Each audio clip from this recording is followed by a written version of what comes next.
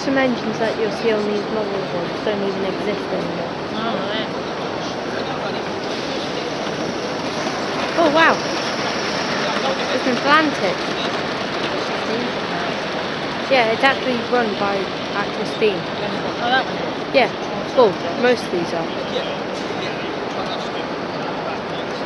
So in reality, say, oh no, that black one there, that could be fired up and like run around with steam. In reality, it is actually, that class of engine is still alive, just smaller. But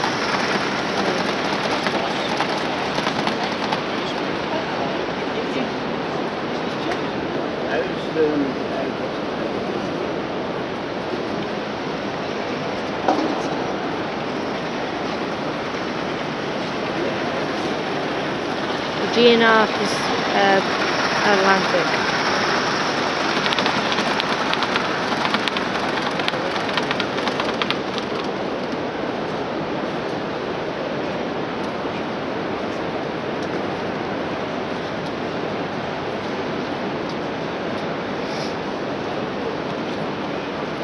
They have train simulator.